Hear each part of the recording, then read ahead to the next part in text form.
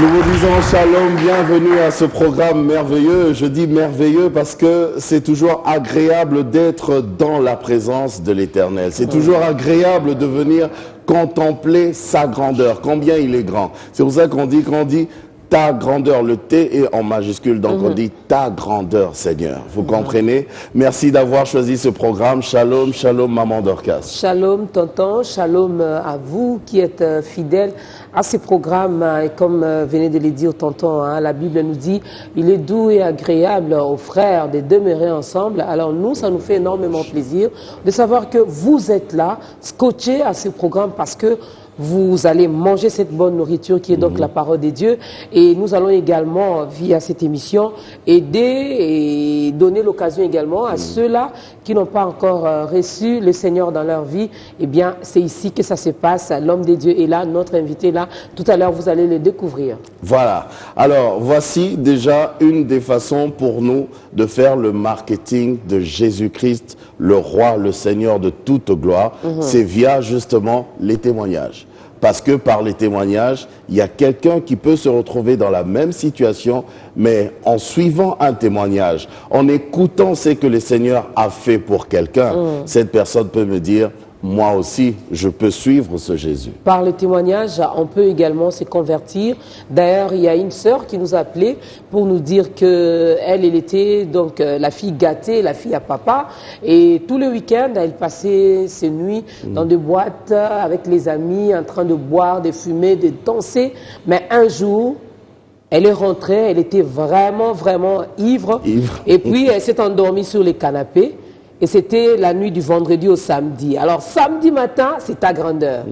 Il regarde comme ça, il trouve des jeunes gens en train de parler de Jésus. Il dit, elle dit, ça, c'est quoi ça encore? Des jeunes comme ça. Dans les jours à venir, vous allez la voir. Elle va également témoigner. Parce qu'elle a suivi le témoignage d'une autre personne et ça a aidé cette sœur-là à prendre une décision et aujourd'hui, c'est vraiment un enfant de Dieu. Mais pour ce nouveau numéro, c'est la sœur Linda. C'est le témoignage de la sœur Linda. Regardez.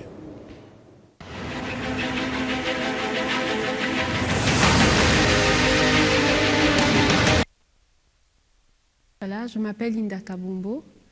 Je suis troisième d'une famille de 7 enfants. Je suis musicienne chrétienne, je suis écrivaine et en même temps présidente d'une ONG. Et je suis membre de l'église Parole de Vie, Lingwala, qui est une extension de la borne des Assemblées de Dieu. J'ai eu la grâce déjà, c'est une grâce, je dis toujours, d'avoir reçu Jésus-Christ très tôt, à l'âge de 9 ans déjà. Dieu m'avait fait cette opportunité de le connaître en tant que Seigneur et Sauveur. Que j'ai fait cette rencontre de Dieu. Déjà, je disais, toute petite, toute jeune, déjà, j'avais des problèmes de santé. J'étais asthmatique, non prononcée. Donc, ça m'a créé des problèmes de respiration. Des fois, je m'évanouissais. Des fois, je ne savais pas respirer. Des fois, j'avais des contractions au niveau du cœur. Et c'était entre 7 ans, 9 ans que j'avais ces problèmes de santé. Donc, hormis les problèmes de santé que je disais, que j'avais, dont je souffrais. Il y a eu aussi un problème, j'y parle de ça dans mon livre, un problème de manque d'affection. Ce n'est pas que j'étais un enfant rejeté, non, j'étais un enfant vraiment choyé par mes parents. Déjà, ils ont attendu plusieurs années pour m'avoir, ils n'avaient que des garçons, pendant que leur souhait, c'était avoir une fille. Donc, c'était vraiment le souhait de ma maman. Donc, elle a attendu, je crois, 7 ans pour avoir une fille. Après la naissance de ma petite sœur, celle qui vient juste après moi, il y a un petit problème qui s'est produit à la maison. Ça arrive à beaucoup de familles. C'est normal, oui, c'est normal, mais ça dépend de chaque enfant Chaque enfant n'a pas la même façon de concevoir des choses, n'ont pas les mêmes émotions. Moi, j'étais plutôt très affective. Et très sensible au fait. Donc, à l'âge de 7 ans, j'avais perdu l'affection.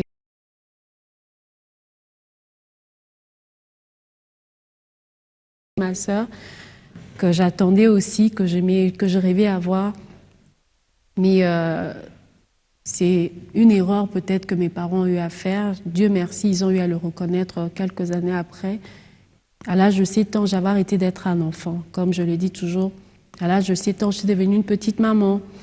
Donc, c'est moi qui devrais m'occuper de ma petite sœur, la petite qui venait de naître. Mais mes parents avaient oublié que j'étais aussi un enfant, que j'avais aussi des besoins, que j'avais plus de vêtements, j'avais plus de chaussures. Il y avait beaucoup de choses que je n'avais plus. Donc, c'est vite, c'était créé en moi. Et c'est en ce moment-là que je sentis le besoin d'avoir quelqu'un à mes côtés, quelqu'un qui m'écoute, quelqu'un qui peut être là avec moi, quelqu'un qui peut, avec qui je pourrais parler, avec qui passer du temps. J'avais plus personne, au fait. J'avais plus personne. Et pour juste mettre une parenthèse, je voulais juste expliquer cette situation. C'est une situation qui arrive à beaucoup de gens. Lorsque tu es choisi par Dieu, Dieu a plusieurs façons pour te rappeler à lui. Si tout est rose dans ta vie, tu ne comprendras pas la grandeur de Dieu. Tu ne vas pas sentir le besoin de Dieu dans ta vie.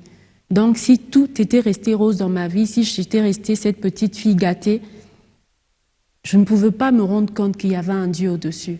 Je ne pouvais pas faire la rencontre de Dieu.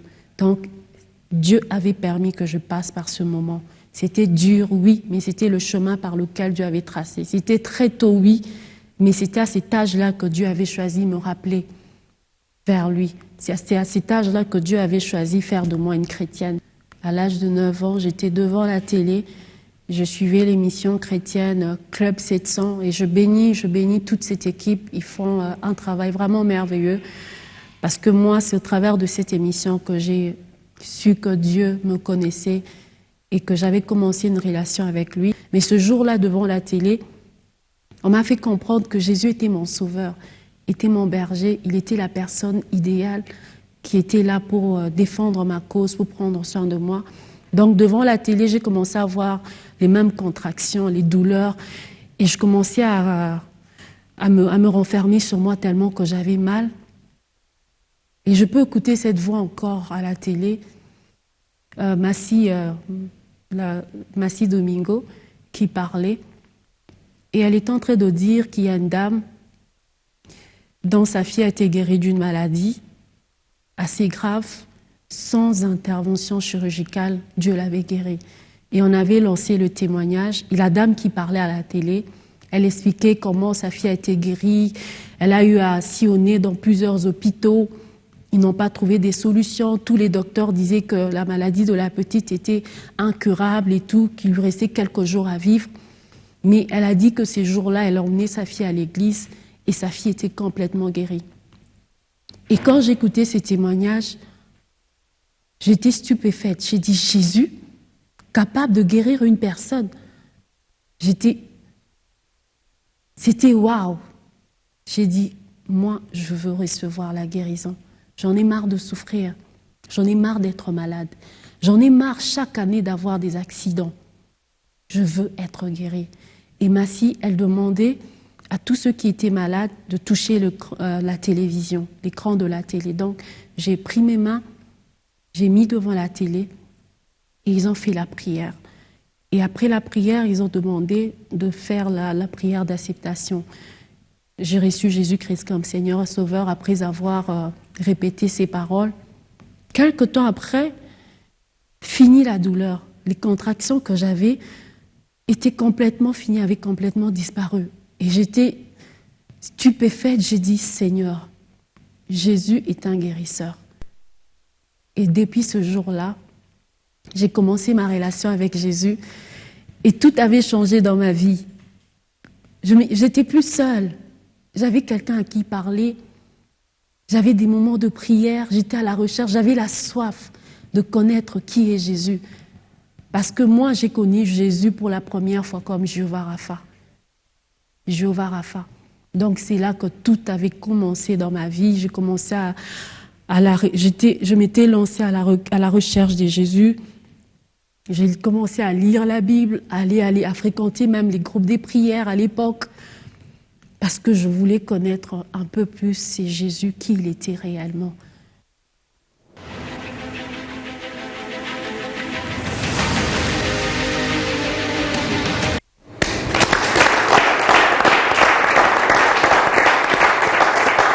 Voilà. La sœur Linda qui a rencontré justement ce Dieu de miracles, ce Dieu qui est Jéhovah Rapha, qui guérit, mais aussi ce Dieu qui sait te donner l'affection, le réconfort dont tu as besoin.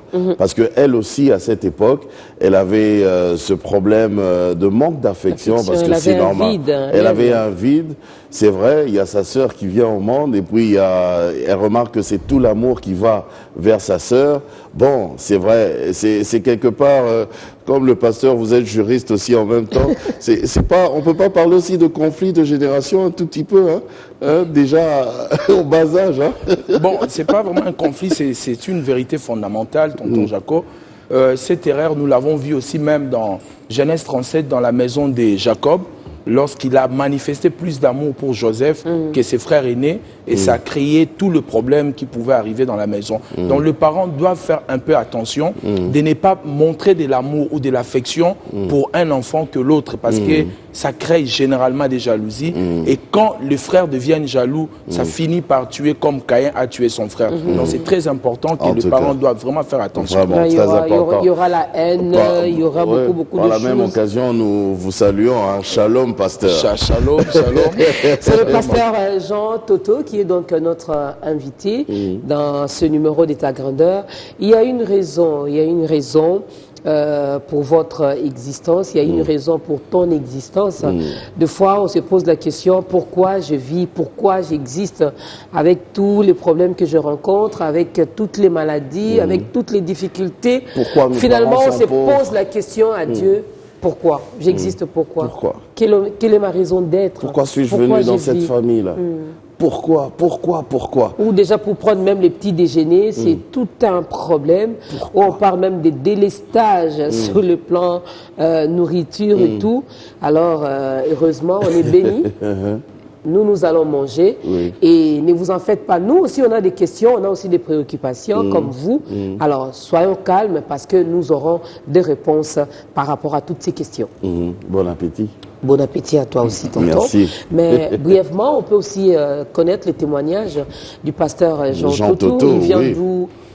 Comment est-ce qu'il a rencontré Jésus? Merci beaucoup, merci à vous. Brièvement. Hein. Brièvement, j'ai rencontré Jésus en 1989, donc avant la fin des années 90, suite à un témoignage d'un sorcier qui avait dit un jour il voulait tuer une femme, mais il était incapable de les tuer.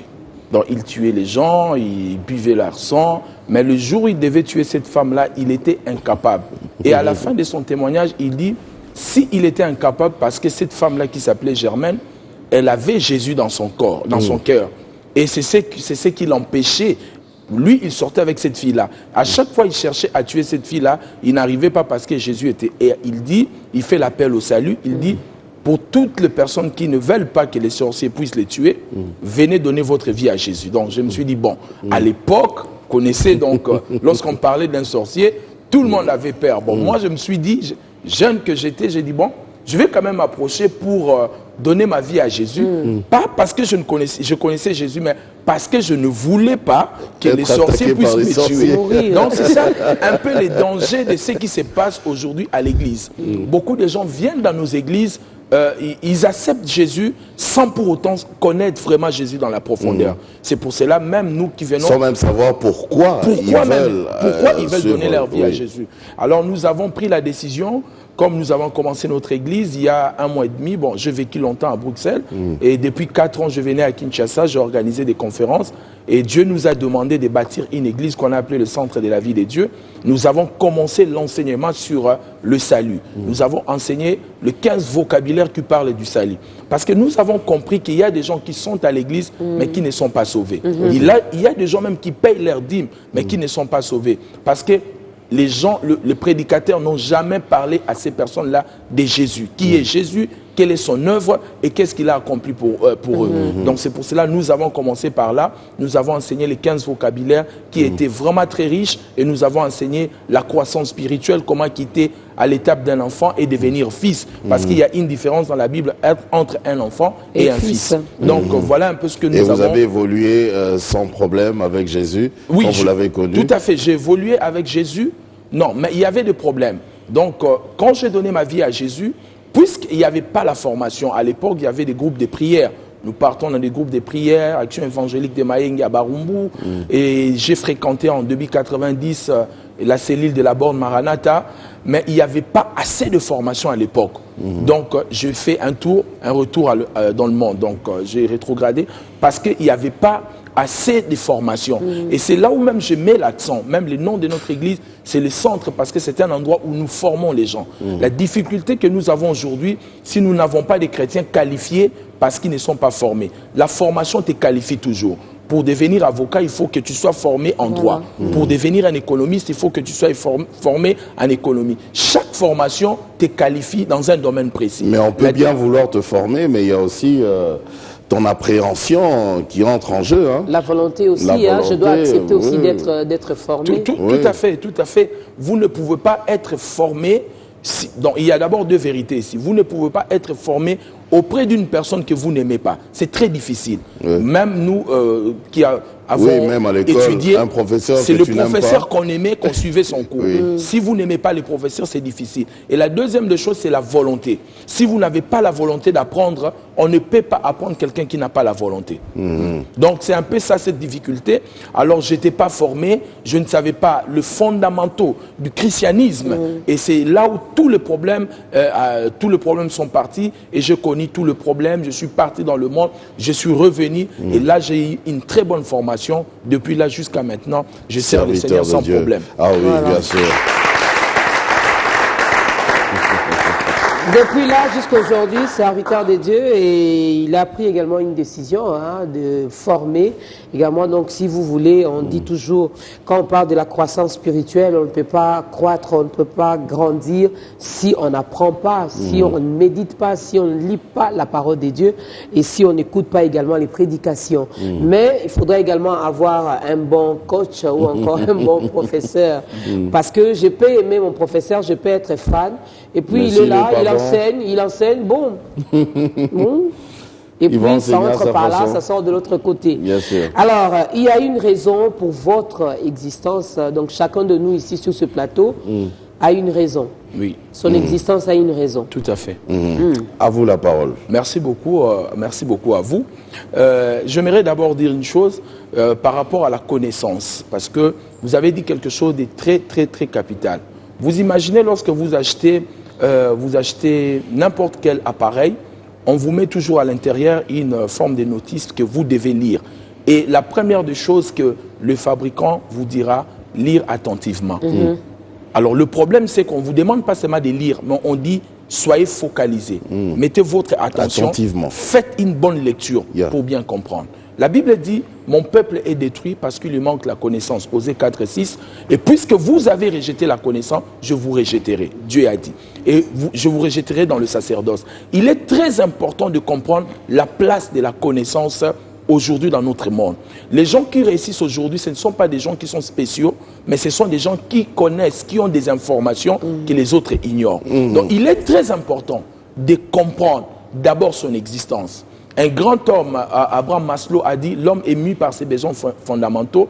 Donc la première pensée de l'homme, il cherche d'abord la protection, la nourriture, les vêtements. Mais Dieu ne nous montre pas d'abord les choses comme ça. Dieu commence d'abord à te faire découvrir qui tu es. Tu dois connaître d'abord la raison de ton existence. C'est pourquoi tu as été créé, pourquoi tu as été placé dans cette planète. Il faut que tu le comprennes. Si vous n'arrivez pas à le comprendre, ça ne sera pas possible. Alors, tel que nous sommes ici, tonton Jaco et les téléspectateurs qui nous suivent, ils ont besoin des réponses. Vous avez besoin d'une réponse. Maman Dorcas a besoin d'une réponse. Moi aussi. Nous avons besoin. Or, toutes les réponses de la vie se cachent dans toutes les questions que nous nous posons. Si vous vous posez de bonnes questions, vous aurez de bonnes réponses. Si vous posez de mauvaises questions, vous aurez aussi de mauvaises réponses. Alors la première question et la question fondamentale de la vie, c'est pourquoi j'existe, pourquoi je suis sur la terre, pourquoi Dieu m'a placé sur cette planète, particulièrement au Congo, pourquoi même je vis à Binza, je ne vis pas à Barumbu. Toutes ces choses-là ont de grandes significations dans votre vie. Si vous ne le comprenez pas, vous vivrez sur la terre une vie de peine, une vie de difficulté. Un grand auteur a dit, la plus grande tragédie de la vie, ce n'est pas la mort. Parce qu'après la mort, il y a une autre vie.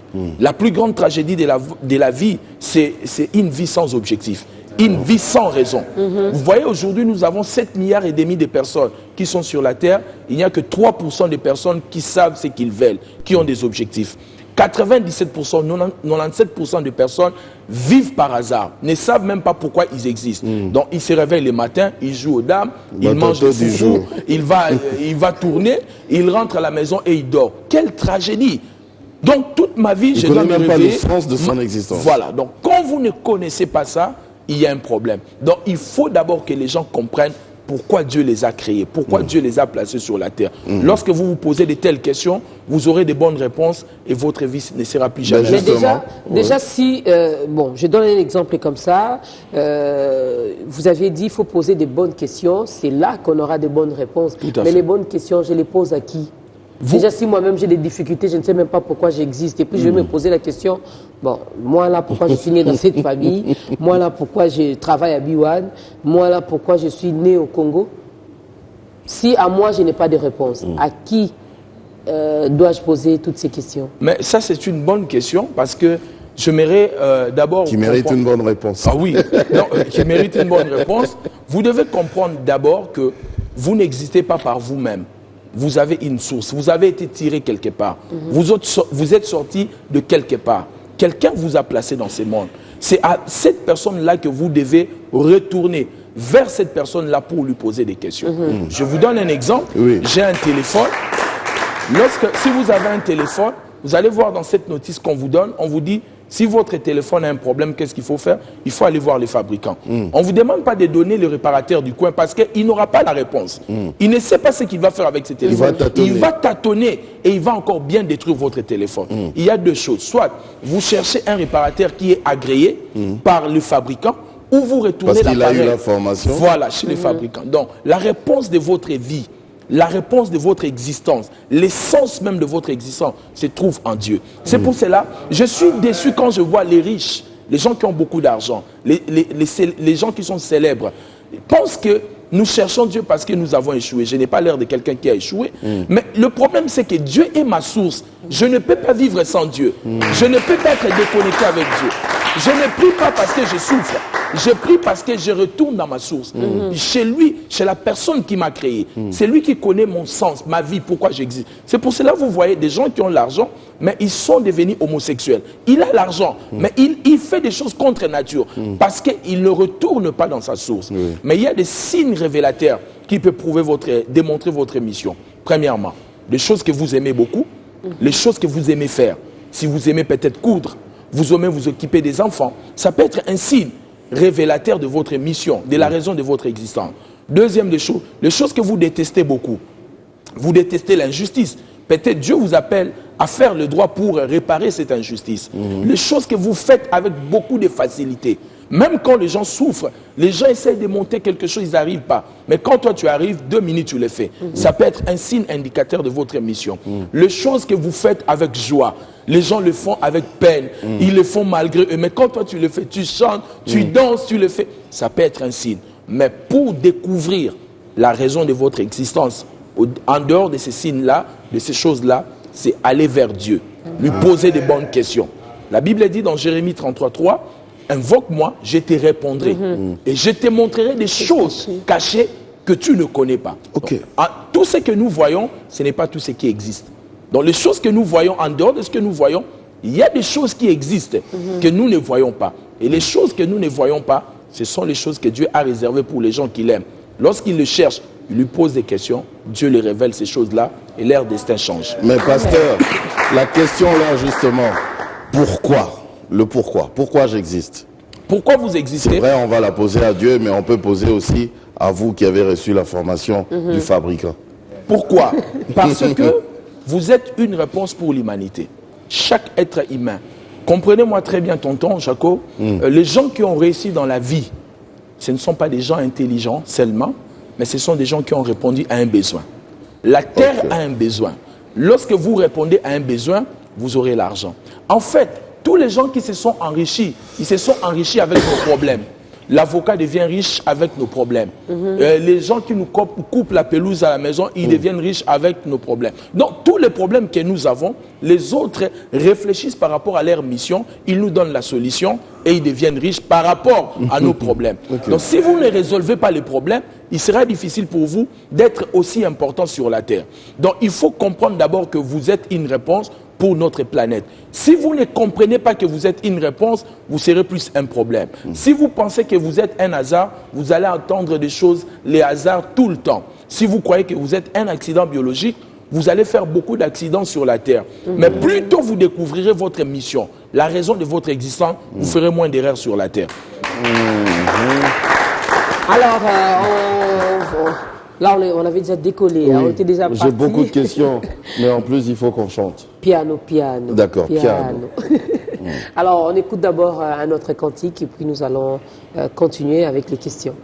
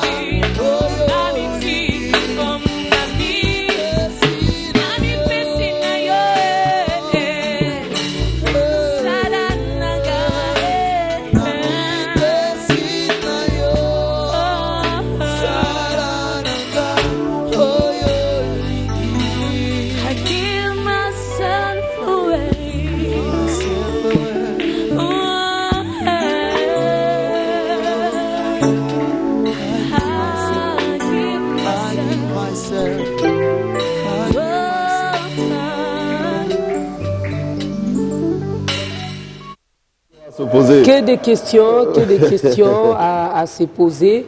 Et la bonne personne à qui nous devons poser toutes ces questions, c'est à Dieu. Dieu, pourquoi j'existe? Pourquoi tu m'as envoyé dans cette famille? Pourquoi tu m'as envoyé seulement en RDC? Pourquoi seulement à l'est de la République? Pourquoi? Et puis, il va vous répondre comme lui-même, il est dit dans Jérémie 33.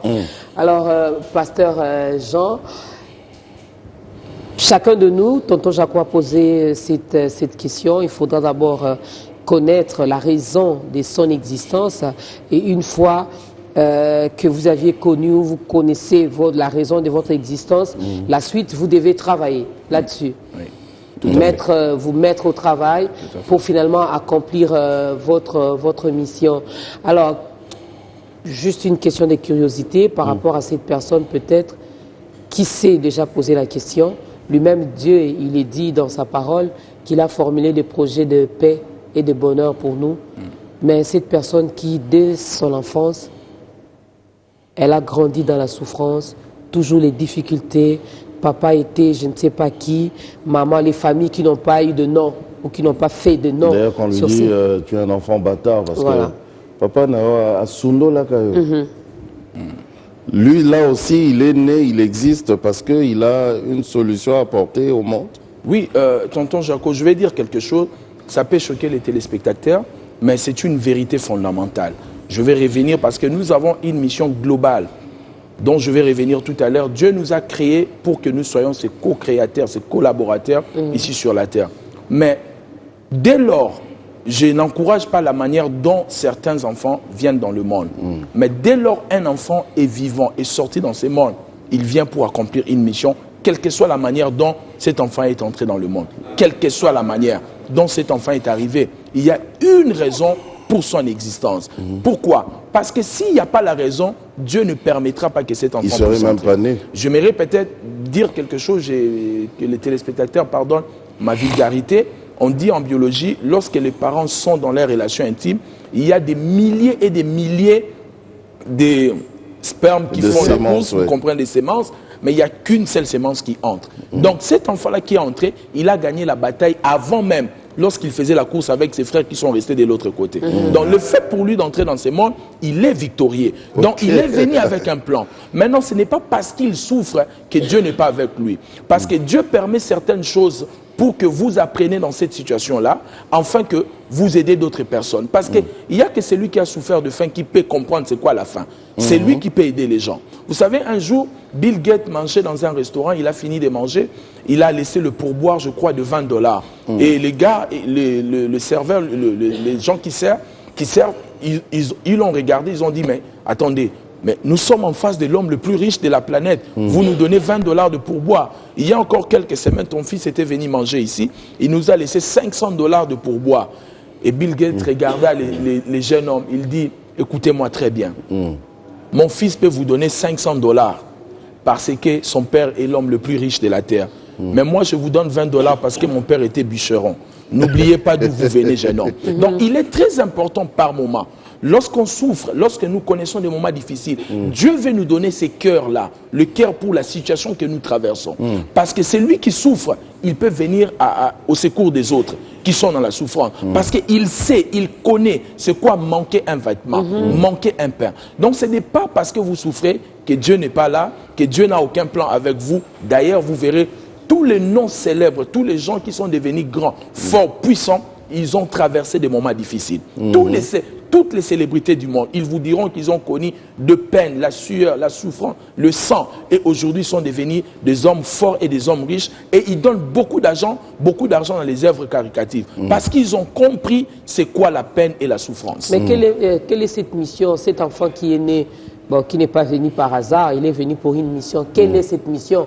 Judas était né également pour une mission. Tout à fait. Celle de vendre Jésus. Tout à fait. Ce n'était pas une bonne mission en tout cas. Non, le problème, ce n'est pas une bonne mission. Parce que, vous voyez, comme je disais autrefois, la vie, elle est comme le jeu de puzzle. Donc, c'est-à-dire, il y a aussi une pièce qui ne vous plaît pas.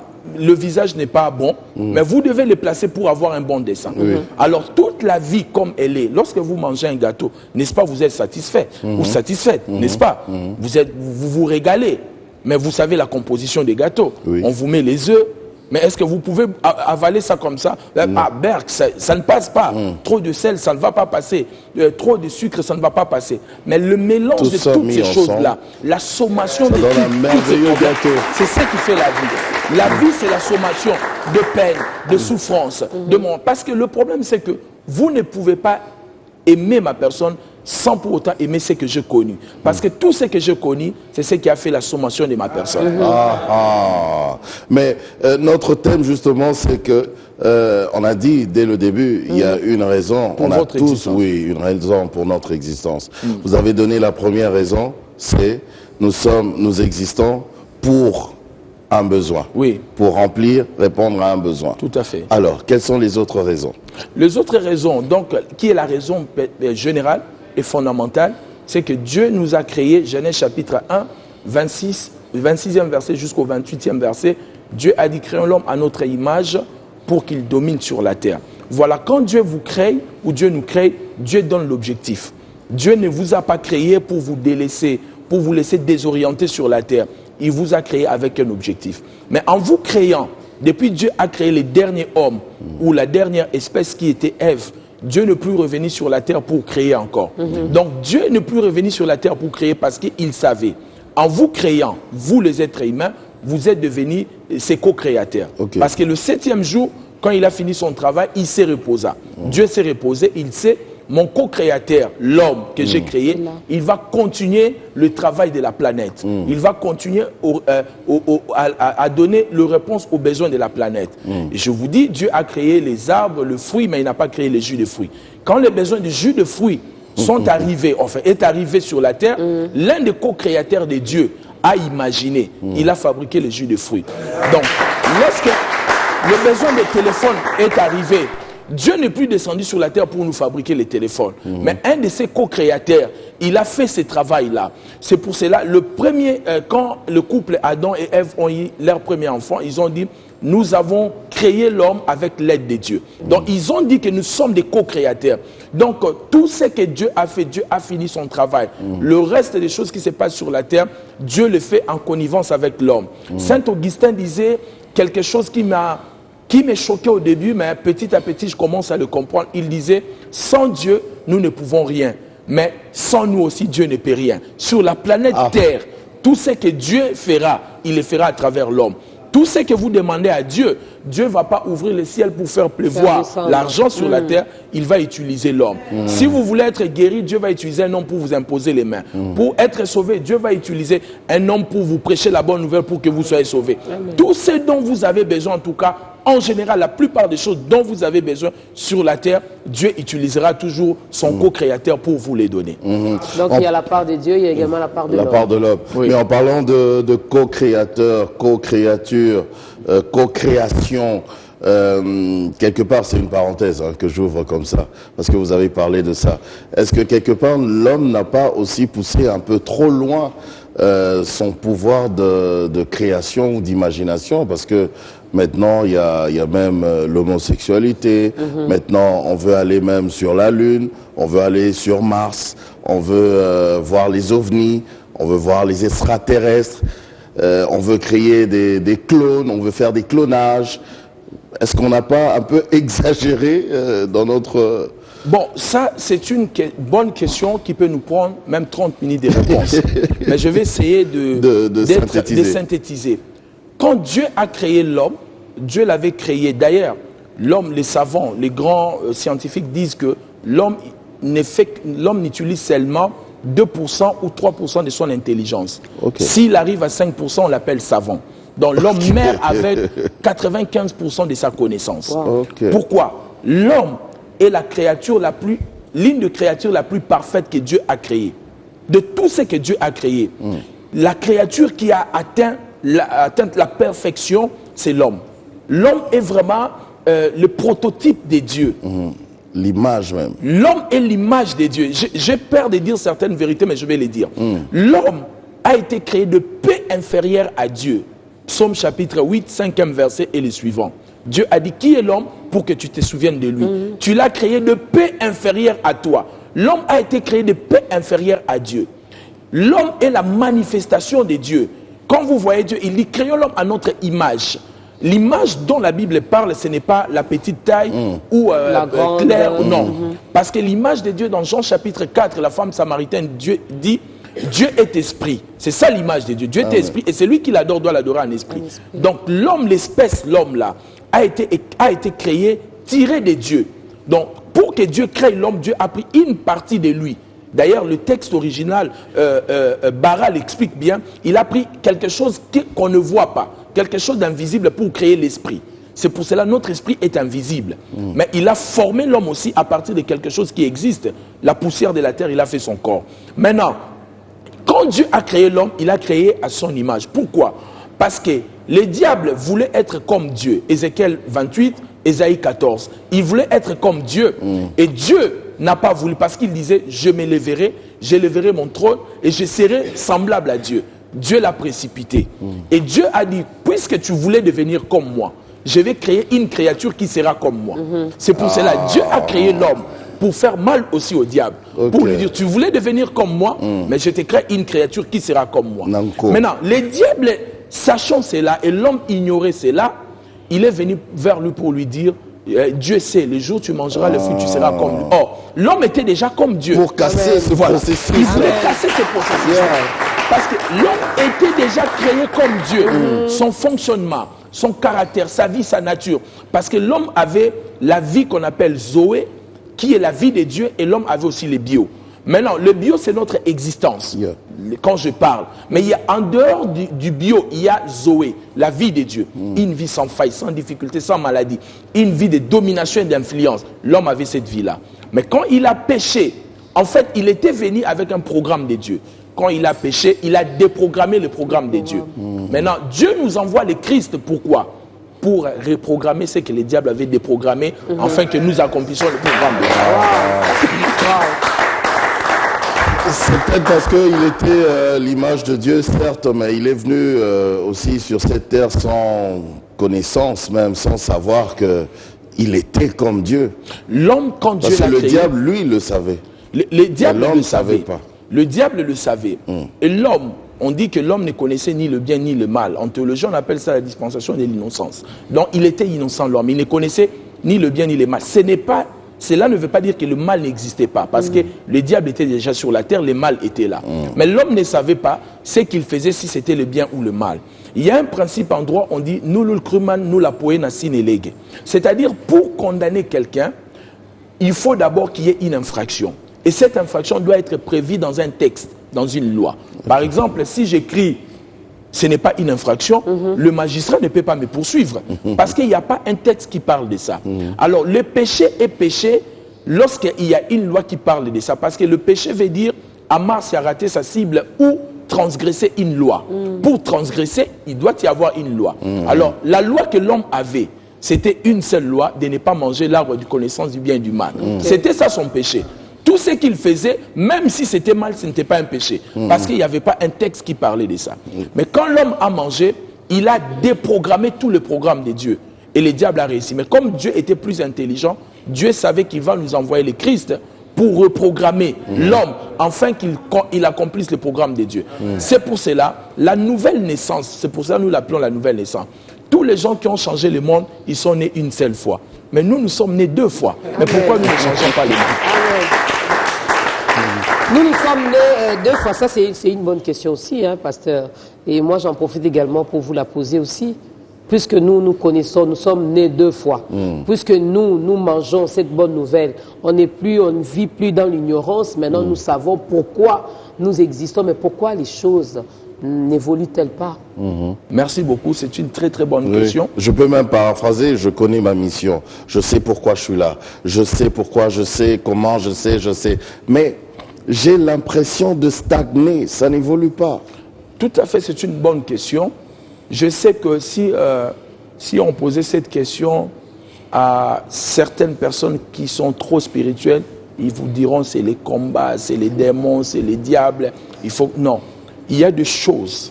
Vous savez, même la fille du féticheur se marie. Donc, ne perd pas le temps de dire oh c'est les liens. Oui, il y a des liens, mais il y a des choses qui font pour que les mariages puissent se faire. Je disais ça quelques jours encore dans l'enseignement à l'église. Un frère venait voir l'homme de Dieu pour dire prie pour moi. parce que je viens de postuler pour un travail, je vais devenir, je travaille dans le service client, le service clientèle. Alors l'homme de Dieu lui dit, tu n'auras pas ce travail. Le frère était choqué. Il a dit, pourquoi? Il a dit, parce qu'en parlant avec toi, tu pues la bouche. Tu dégages une mauvaise haleine. Donc pendant que tu faisais l'entretien, la personne qui t'écoutait là était mal à l'aise. Il ne va pas te prendre. Donc, en dehors, sortez de mon bureau, sortez. Même si vous connaissez votre émission, il y a des choses que vous devez faire pour l'accomplir. La Bible dit, si tu vois un homme habile dans son travail, l'habileté, l'ingéniosité, la stratégie, il y a 100 coiffeurs sur ton avenir. Qu'est-ce que tu fais pour que tu sois un coiffeur différent? Donc, l'habileté, l'ingéniosité. Ne fais pas des choses seulement parce que tu veux les faire. Tu fais un restaurant, tu veux climatiser, mettre des belles chaises, c'est bien. Mais les gens ne mangent pas la climatisation. Ils mangent la nourriture. Il faut bien préparer. Donc, tu commences d'abord par l'objectif. Donc, le problème et la difficulté que nous avons aujourd'hui avec nous les chrétiens, c'est que quand nous faisons les choses, nous ne les faisons pas bien. Nous les faisons rapidement. Sans excellence. Et c'est ça la difficulté que nous avons. Et ça ne réussit pas généralement à cause de ça. Mais je n'exclus pas. Voilà, je n'exclus pas aussi qu'il y a les diables qui peuvent nous combattre, qui peuvent combattre notre mission. Mais les diables ne peuvent pas vaincre ta mission. C'est seulement la limite que toi-même tu te donnes dans tes pensées. Parce que la Bible dit tel un homme pense tel qu'il est. Si tu te limites déjà dans tes pensées, il est difficile pour toi d'aller encore plus loin. L'homme ne peut pas aller au-delà de ce qu'il pense. La plus belle maison que vous pouvez construire dans un village, c'est seulement la maison que vous avez vue dans le village. Mais lorsque vous sortez du village, vous venez à Kinshasa, vous voyez des belles maisons, ça ouvre votre pensée, votre imagination. Donc c'est un peu ça, la difficulté que nous avons. Pourquoi nous ne réussissons pas? Ce n'est pas que Dieu n'est pas avec nous, ce n'est pas que Dieu ne nous a pas appelés, mais c'est parce que nous ne sommes pas habiles dans ce que nous faisons. Même la manière dont nous préparons nos prédications. Il y a de grands orateurs que je connais dans le monde, chaque samedi ne sortent pas de leur maison. Ils restent là pour préparer le culte des dimanches. Mais nous préparons les messages 1 heure avant la prédication. Comment tu peux bien donner aux gens? Nous travaillons, vous venez déjà à 13h et vous voulez rentrer à 15h. Comment voulez-vous que votre chef puisse tirer son attention vers ta personne? Donc il y a des choses que les chrétiens ne le font pas très très bien. C'est pour cela, moi, j'ai un peu peur des chrétiens parce que ce sont des gens très dangereux. Bon, ça comment ça? Comment ça, pasteur? Je peux vous dire une chose, par exemple, les chrétiens connaissent la puissance du pardon. Ils peuvent te faire du mal en sachant que Dieu va les pardonner. Un païen aura peur de la culpabilité, mais un chrétien sait que Dieu pardonne et il oublie. Donc il y a des choses que je fais un peu très attention aux chrétiens, surtout s'ils ne sont pas bien affermis. Donc nous prenons, moi je suis parti dans plusieurs bureaux, vous voyez des chrétiens, comment elle est insolente, comment elle est impolie, comment elle te répond, et à la fin je regarde, elle portait un bracelet de son église. J'ai dit, tu es chrétienne. Mais ça fait quoi? Donc voilà, donc, à l'église c'est une autre personne, mais au travail c'est une autre personne, c'est aussi une autre personne. La question est celle de savoir, pourquoi le maman qui vient dans nos églises, leur mari ne viennent pas à l'église? Parce qu'à la maison, elle est une autre personne. À l'église, elle crie Alléluia. Mais à la maison, elle allume le feu et elle fait des bagarres avec son mari. C'est ça la difficulté que nous avons. Comme le mari ne sait pas voir la chrétienté en toi, voilà. Et il va pas venir. Le mari va dire, c'est ça ce qu'on vous prêche dans votre église. Moi, je ne viendrai jamais dans votre église. Le mari voit directement le pasteur. Or, le pasteur fait un bon travail. Donc, je pense que le problème aujourd'hui, pour répondre à Maman Dorcas, si les gens ne réussissent pas, seulement pas parce qu'ils ne sont pas appelés, mais c'est parce qu'ils ne sont pas habiles dans leur travail. Ils ne font pas une étude approfondie par rapport à leur mission. Parce que, vous savez, vous pouvez connaître votre objectif, mais il est important aussi de connaître la direction que vous devez prendre. Je donne un exemple. Si je suis ici, je dis, bon, je vais partir en ville. À 7 heures peut-être, si je passe par magasin, c'est bouchonné et je ne veux pas passer. C'est ça aussi l'habilité, l'ingéniosité.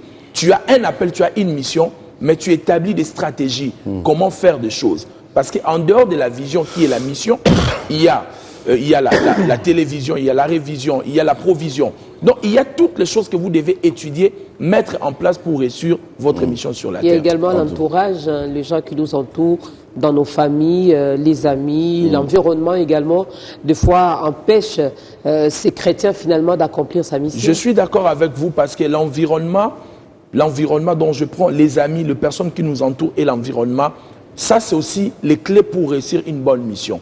Parce que, voyez-vous, Dieu a créé chaque créature et Dieu a placé chaque créature dans un environnement précis. Vous imaginez si un lion entrait ici, qu'est-ce qu'on va faire? Nous sommes tous des chrétiens, nous parlons en langue ici.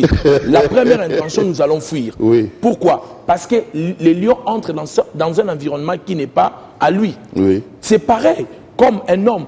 Un homme ne peut pas aller vivre dans l'eau. Pourquoi? Parce que, vous voyez, le poumon de l'homme est plus grand que le poumon d'un poisson. Mais un poisson peut rester des années dans l'eau, il n'aura pas de problème. L'homme a un grand poumon, mais il ne peut pas aller là-bas. Pourquoi? Parce que son environnement, ce n'est pas l'eau. Donc s'il va là-bas, il risque de mourir. Mais prenez un poisson, enlevez-lui dans son environnement, mettez-le dans l'environnement de l'homme. Sans l'eau, il va suffoquer, il va finir par mourir. Parce que ce n'est pas son environnement. Regardez l'oiseau, depuis qu'il a commencé à voler, il ne se fatigue pas. Mais un avion, avec toute la technologie, au bout d'un moment, ça doit descendre. Parce que l'environnement, il y a une puissance dans l'environnement. Et Dieu a créé les environnements avant même de créer l'homme. Avant que Dieu crée l'homme, Dieu avait créé un environnement. La Bible dit, Dieu forma l'homme de la poussière de la terre et Dieu le plaça dans les jardins, dans un environnement qu'il avait préparé pour lui. Donc si vous n'avez pas de bon, vous ne vivez pas dans un bon environnement, vous risquez de connaître des difficultés dans votre mission. Et la deuxième des choses, ce sont les gens qui nous entourent. Ce qui fera votre différence entre aujourd'hui et les 5 prochaines années qui vont arriver, ce sont les personnes que vous allez fréquenter, les prédications, les enseignements que vous allez écouter, les livres que vous lirez, c'est ce qui fera votre différence à partir d'aujourd'hui et dans les 5 prochaines années. Donc on doit commencer à choisir alors les personnes à fréquenter alors. Il est très important, même Jésus a choisi des amis. Jésus, à un moment, il priait et il enseignait tout le monde. Au bout d'un moment, il partait avec les 12. Et à un moment, il prenait 3 et il priait. Et un jour, il a dit à ces 3-là, restez ici, je vais seul. Donc il est très important, chaque personne dans votre vie doit être placé par rapport à votre mission, par rapport à votre appel, par rapport à votre besoin. Parce que, voyez-vous, Dieu dit à Abraham d'aller sacrifier son fils. Abraham était en train d'aller commettre le meurtre, l'assassinat. Mais qu'est-ce qu'Abraham a fait? Il n'a pas informé sa femme. Parce que s'il avait informé sa femme allait dire, j'ai passé 90 ans pour attendre cet enfant. Maintenant tu me dis, soi-disant que ton Dieu a demandé de tuer cet enfant. Excusez-moi. Non, vous voyez. Alors quand vous prenez, il partait avec ses serviteurs, il arrive quelque part, il voit la montagne où il devait sacrifier son enfant, il dit à ses serviteurs, vous restez ici. De peur qu'à la montagne, vous allez me dire non, non-assistance en personne en danger, non, il ne faut pas le faire, Sarah risque de mourir. Non, parce que je vais dans ma destinée. Là où je vais, Dieu m'a demandé d'être seul. Il y a certaines situations, il faut dire à certaines personnes, à partir d'aujourd'hui, tu ne seras pas mon ami. Par rapport à ce que je vais faire. Parce que le problème, c'est quoi? Une femme qui est enceinte ne mange pas n'importe comment, ne vit pas comme tout le monde. Pourquoi? Parce qu'elle porte la sémence. Il y a des gens qui ne portent pas la sémence, risquent de te détruire. Mais toi, tu as la sémence, comporte-toi comme quelqu'un qui porte la sémence.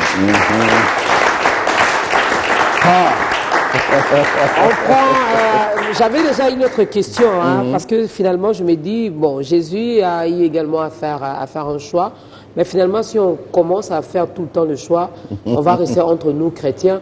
Or, nous avons un grand rôle également à jouer, parce que ces gens-là doivent également venir dans notre camp, ils doivent également se convertir, mais s'il faut tout le temps les repousser, les écarter. Je ne pense que l'effort soutienne les faibles. Je ne pense pas avoir dit que vous devez rejeter le faible, repousser les faibles, parce que même dans 1 Corinthiens 1, 26, la Bible dit, Dieu nous dit, parmi les hommes qu'il a appelés, il n'y avait que les choses viles de ces mondes, les gens faibles de ces mondes. Nous autres aussi, Dieu nous a tirés quelque part. Mais je dis simplement, il y a une mission. Je vous donne un exemple. Aujourd'hui, vous avez une entreprise. Vous n'allez pas engager un secrétaire incompétent. Donc, il faut faire un choix. La vie est faite de choix. Mais je suis bien avec tout le monde. Même les plus idiots de ma famille, ils viennent chez moi, ils mangent. Mais quand il s'agit de certaines décisions de la vie, je ne prends pas n'importe qui. Parce que où je vais, ça va déterminer aussi ma vie. Ça va déterminer. Or, chaque vie lie toujours d'autres vies. C'est-à-dire que lorsque moi j'échoue, je fais échouer les gens qui sont derrière moi. Donc mes choix, mes décisions, je dois toujours faire attention. Donc c'est-à-dire que au-delà de ces choses-là, il ne faut pas seulement dire nous devons aller vers tout le monde, nous devons aller vers le païen, pour les gagner. Parce qu'il n'y a pas un autre moyen de gagner une personne sans la proximité. C'est la proximité, le fait d'aller vers les autres qu'on peut les gagner. Mais pour certaines décisions de la vie, il faut faire le choix. Il faut faire le choix. Bien sûr. Vraiment une petite chanson. En 2-3 minutes. Voilà, en 2-3 minutes, vous parce savez qu'on va lancer l'invitation. Le pasteur va quand même prier pour toutes ces personnes qui ont cette envie-là.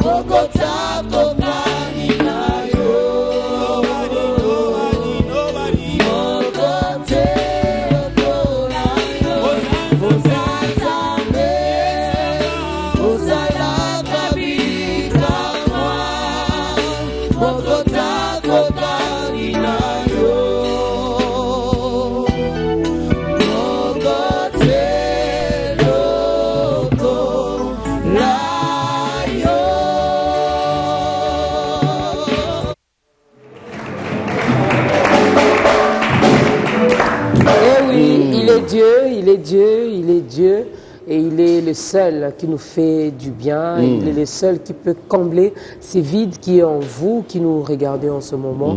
Je ne sais pas quelle est cette situation que vous vivez, mais laissez-nous vous rassurer que Jésus-Christ est vivant. Il est mort pour toi. il a tout pris et à la croix, il a dit tout est accompli. Donc il n'y a plus de raison pour te plaindre. Voilà une occasion qui se présente. On va demander à notre invité, le pasteur Jean Toto, d'aider toutes ces personnes qui nous regardent en ce moment, celles qui n'ont pas encore reçu Jésus-Christ dans leur vie. Merci beaucoup. Nous voulons prier. Si vous n'avez jamais donné votre vie, vous n'avez jamais donné votre vie à Jésus, je fais cet appel. La Bible dit dans Romains chapitre 8, verset 1, il n'y a plus de condamnation pour ceux qui sont en Christ. Amen. Mais pour ceux qui ne sont pas en Christ, il y a eu une condamnation sur eux. La condamnation a été enlevée seulement pour ceux qui sont en Christ. Et pour cela, vous devez comprendre, Dieu a besoin de vous pardonner. Dieu veut que vous rentrez à la maison. Dieu veut se réconcilier en vous. La justice de ce monde justifie seulement ceux qui sont innocents. Mais Dieu justifie les coupables. Vous n'avez aucune raison pour vous défendre devant Dieu. Vous savez ce que vous avez fait dans le passé. Mais Dieu est capable de vous sauver aujourd'hui. Dieu est capable de commencer une nouvelle chose, une nouvelle histoire avec votre vie. Si vous n'avez jamais donné votre vie à Jésus, il est temps que vous fassiez cette prière avec moi. Le problème, ce n'est pas la récitation. Le problème, c'est de croire dans le cœur. Vous pouvez réciter sans pour autant croire dans votre cœur. Croyez, même si vous le dites en français, en lingala, en swahili, en kikongo, quelle que soit votre langue, Dieu peut comprendre. Mais si vous croyez dans votre cœur, il va intervenir dans votre vie. Je fais cette prière, si vous pouvez répéter cela avec foi dans votre cœur, en disant, Père, au nom de Jésus-Christ, je viens à toi, toi qui es ma source. Je conduis ma vie seule, sans pour autant connaître tes voies. Je reviens à toi parce que toi, tu connais ma vie et tu connais ma source, tu connais mon futur, tu connais ce qui va m'arriver demain. Je prie, Seigneur, que tu ne comptes pas mes péchés. Comme la Bible dit, errez le peuple dont l'Éternel ne compte pas son péché. Pardonne mes fautes, pardonne mes iniquités. Je n'ai aucune raison de défense. Je ne peux même pas me défendre parce que je me suis trouvé coupable devant toi. Mais comme tu justifies le coupable et tu pardonnes son péché, je m'approche à toi. Je prie que tu me pardonnes et que mes péchés soient oubliés, que je devienne une nouvelle personne. Accepte-moi, Seigneur, dans ta famille. Lave-moi par le sang de ton Saint-Fils Jésus. Au nom de Jésus. Père, merci pour ta grâce. Merci pour toutes ces personnes qui sont en train de nous suivre. Touche leur vie, afin qu'ils puissent te connaître. Dirige leurs pas dans de bonnes églises. Seigneur Dieu de gloire, conduis-les devant de bons pasteurs qui ont un cœur pour ton travail. Au nom de Jésus-Christ, notre Seigneur, j'ai ainsi prié. Amen. Amen. Là, vous venez de faire le bon choix. Le bon choix, parce que c'est le bon choix. Oui. Accepter Jésus-Christ dans sa vie, c'est le bon choix. Parce que c'est le seul chemin par excellence pour atteindre le royaume des cieux. Le seul. Et une fois sur ce chemin, il faut également travailler. Tu ne vas pas dire, je suis sur le chemin. Donc, j'irai au ciel. Non, c'est garanti. Non, faut grandir, marcher. évoluer. Et comment tu vas grandir? Il faut écouter la parole de Dieu, méditer la parole de Dieu. Et n'oublie pas, il y avait seulement... Cette place-là était finalement gardée pour toi. Parce que quand il a dit dans la Bible, allez et faites de toutes les nations, il n'avait pas précisé. Hein? Non, pasteur Jean Toto, tonton Jaco, vous, allez. Non, non, non. Allez, c'est un ordre. Maintenant que tu viens d'entrer, il faut passer par les affermissements, il faut manger cette bonne nourriture, grandir, afin de gagner également les âmes. On sera à côté à la fin. C'est très important. Oui, on sera à côté. En parlant de l'exemple que le pasteur Jean Toto avait donné de ces chrétiens qui pensent qu'ils n'évoluent pas parce que nous ne savons pas faire les choses comme il faut. Priez pour moi parce que pour aller, j'ai postulé pour un travail alors que tu as déjà une mauvaise haleine. Il y a quelque chose qui est monté dans ma tête. Il faut d'abord commencer par... Peut-être que maman Dorcas me supporte aussi. Attends, je fais... Ai-je une mauvaise haleine? Non. Sinon on allait déjà... tu allais déjà avoir une autre co-présentatrice. Bonjour, tonton Jaco. Bonjour, maman Dorcas. Non, à la télé, j'allais quand même supporter, je n'allais pas faire ça. Non, non, non. Donc, il y a des choses que nous, chrétiens, nous devons également faire. Dieu a sa part, nous avons également notre part. Amen. Nous avons déjà cette autorité-là. Des fois, on fatigue les hommes de Dieu pour rien. Pour un petit...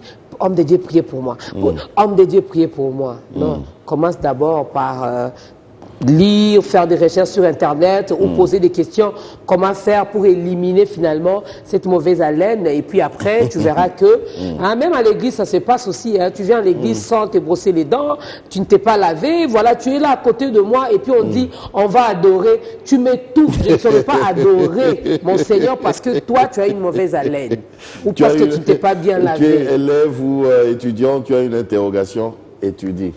Étudie, prépare ton interrogation. Passer toute la nuit à prier, il faut étudier. Non, il y a un temps pour tout. Il y a un temps pour tout. Et le pasteur l'a dit ici, Dieu a créé, mais je ne pense pas qu'il le faisait du matin au soir. Il arrivait à un moment où il s'est reposé. La preuve, le 7e jour, il a dit, il a vu que tout ce qu'il avait fait était bon. Il a dit, bon, là je peux aussi me reposer. Il y a un temps pour chaque chose. Gare également aux bergers ou aux pasteurs qui nous demandent de passer tout notre temps à l'église. Hein. Nous devons travailler parce qu'il y a les dîmes que nous devons donner. On doit également donner, je ne sais pas moi, l'aumône, l'offrande et tout. Parce qu'on a besoin de cette bénédiction. Il faut travailler aussi. Voilà, il faut travailler aussi. Alors, pasteur, on arrive déjà à la fin. Juste un petit résumé. Un résumé de tout ce qu'on a dit ici ce matin. Avant de donner le programme de l'église et des actions que vous aurez à mener. D'abord, le résumé. Merci beaucoup. En 2-3 mots. Oui, les Chinois disent le voyage de 1000 km commence par un pas. Donc, après avoir donné votre vie à Jésus, si vous voulez aller plus loin, commencez déjà à faire un pas. Si vous n'arrivez pas à marcher, rampez même. Mais pourvu que les gens ne vous trouvent pas là où vous avez laissé hier. Continuez toujours à avancer, même en rampant, vous finirez par arriver et atteindre votre objectif. J'aimerais conclure tout ce que nous venons de dire ici. Qu'il y a une vie qui vient de naître maintenant. Il y a un bébé maintenant qu'on est en train de porter, qu'on est en train de changer la couche pendant que vous me suivez. Mais le bébé là que vous portez, vous ne savez pas, peut-être c'est la prochaine réponse de notre planète. Peut-être ce bébé là que vous arrangez les cheveux, que vous peignez là, c'est lui qui va donner la réponse à notre planète. Parce que, pardon, en 1984, lorsque Thomas Sankara faisait la rage, on parlait de Mobutu, on ignorait qu'il y avait un bébé qui venait de naître, qu'on était en train de peigner ses cheveux, c'était Mark Zuckerberg. Aujourd'hui, nous tous, nous sommes sur Facebook. En 84, lorsqu'on parlait de Sankara, personne ne connaissait ces bébés-là. Mais c'était une réponse pour notre planète, pour la manière de communiquer aujourd'hui. Nous communiquons dans peu de temps, les gens sont touchés, les gens sont... il y a une interconnexion. Le monde est devenu petit. Voilà, pourquoi? Parce que en 84, lorsqu'on parlait de Sankara, mais on ignorait aussi qu'il y a une autre réponse qui était venue sur la Terre. En 1809, lorsqu'on parlait de Napoléon qui a ravagé l'Autriche, on disait qu'il va conquérir tout le monde entier. On ne savait pas qu'au même moment-là, il y avait un bébé né d'une famille d'illettrés qu'on appelait Abraham Lincoln, qui est venu pour abolir l'esclavage. Donc chaque espèce, chaque bébé maintenant qui est en train d'être porté par ses parents est une réponse pour notre planète. C'est pour cela, quand Rebecca était enceinte, les enfants se heurtaient dans le ventre. Rebecca elle est partie consulter Dieu. Dieu lui dit, ce n'est pas des enfants qui sont dans ton ventre, c'est des grandes nations qui sont dans ton ventre. Elle voyait des bébés, mais Dieu voyait des nations. Ce que vous voyez comme bébé, c'est une entreprise, c'est une institution, c'est une réponse à notre planète. Donc, et vous qui êtes enceinte maintenant, n'avortez pas. Parce que vous ne savez pas, peut-être vous allez avorter la réponse pour notre planète. Si la mère de frère White avait avorté, on n'allait pas avoir des avions. Si la mère de Bill Gates avait avorté, on n'allait pas avoir Microsoft. Si la mère de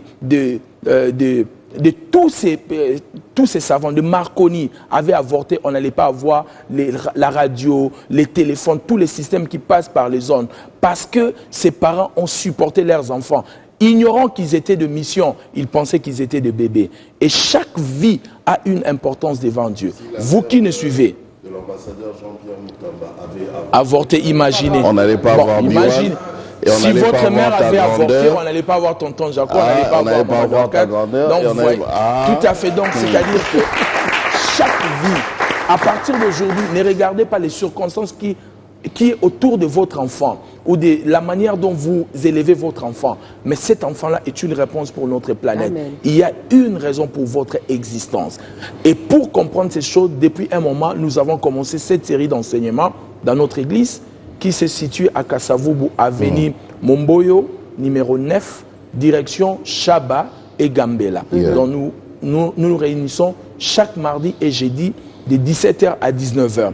Et là, nous donnons cette formation dans la profondeur.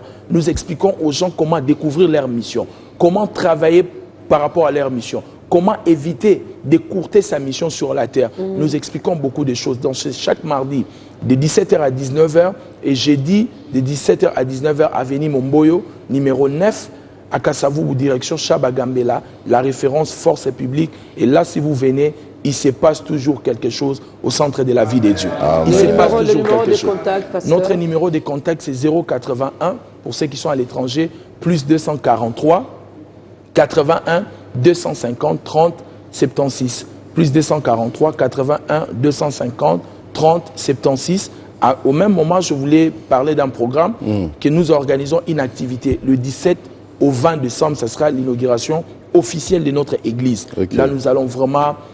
on est invité? Vous êtes invité. C'est faire connaître à l'église Corps du Christ, à notre pays, la RDC. Dans ces 17 au 20, nous parlerons d'un sujet formidable.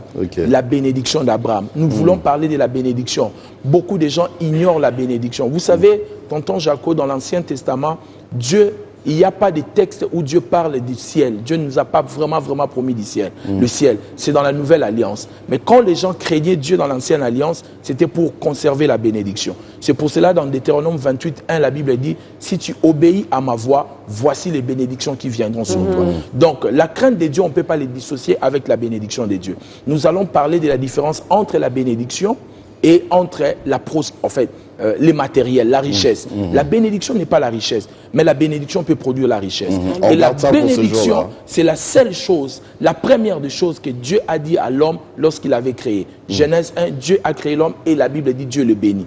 Dieu a entendu le mot bénédiction, l'homme a entendu plutôt le mot bénédiction quand Dieu l'avait créé. Donc, le 17 au 20 décembre, venez nombreux et Dieu va vous visiter. Amen. Amen. Amen. Comme le dit souvent notre patron, la bénédiction, d'ailleurs le pasteur l'a dit, la bénédiction n'a rien à voir avec le matériel. Bénédiction, c'est autre chose. Il ne faut pas limiter Dieu parce que vous avez une voiture aujourd'hui. Ah, je suis béni. Non, non. Benedictere. Dire du bien. Bonne parole. Voilà. Donc, c'est ça. Alors, merci, nous, on va dire du bien. Merci à vous.